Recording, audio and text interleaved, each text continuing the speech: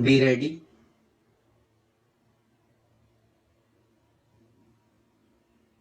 5 seconds. Start.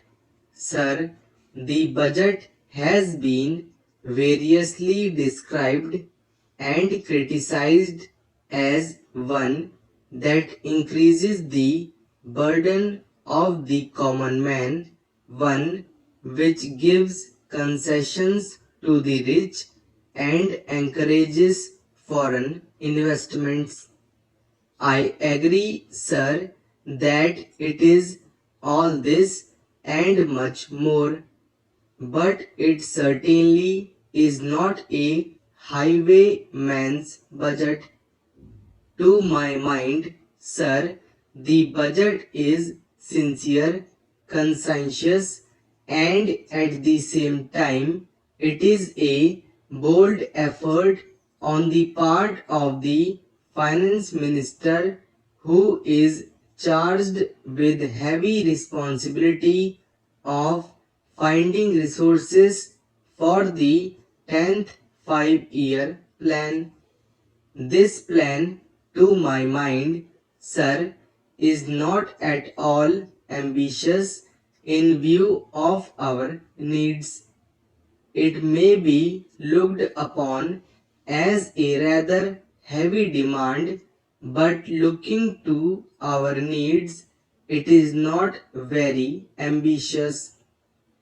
Sir, the fact that even the considerations of the coming general elections could not deflect the finance minister from the course which seemed to him necessary and proper should earn him the appreciation of every right thinking man. The common man's interest, as I said, is nearer to our hearts that perhaps some others can claim, or at least it is equally nearer to us, and yet there come times in a nation's history when it becomes necessary for the people to postpone the fruits of their labor and enterprise to secure the future. Here also, sir, opinions may differ. According to the Communist Party, such a time came during the last Great War when they were exhorting people, the common people, to contribute their full might to the war effort. According to us, however, sir, we are passing through such a time at the present moment, and I have no doubt that the common people appreciate this position and will willingly tighten their belts, contribute their full might, and will surely return the Congress to power, having full confidence in the future and looking to a future where their posterity will be assured of a far better social and economic order. Who, sir, does not sympathize with the difficulties of the common man?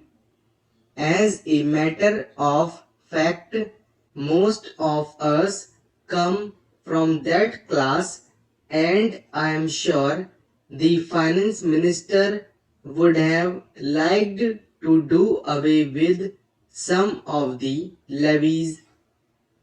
None would have been happier if he could have done without these new levies, but there are, sir, certain very imperative limitations. We are passing through a critical period. Sir, it may not be necessary to continue these levies for a long time.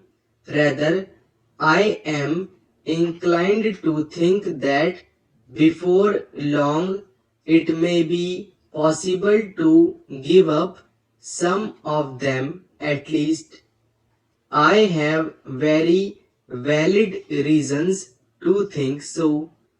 Our public undertakings are coming to their own, and some of our important irrigation and power projects have just been completed.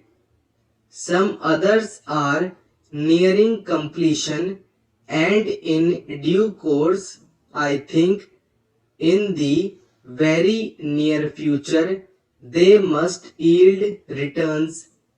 This will go a long way to lighten the burden of the common man. We might, sir, also resort to some other ways. I suggest that we might take to public trading in some specific items of export and import. That would also certainly go a long way and help us. The private corporate sector has been steadily growing and has been developing capacity. It is sure to benefit from all these present concessions and develop greater capacity. This sector must come forward to meet new demands for taxation in the future. I agree that so far as indirect taxation is concerned, it has reached the saturation point, but the corporate sector, growing as it is in strength, in vitality, and in capacity, will not, I am sure, shirk its responsibility to contribute to the common fund. I wish, sir, the committee which had been appointed to go into where the additional national income had gone had entered upon its labors a bit earlier and had made its findings available to us.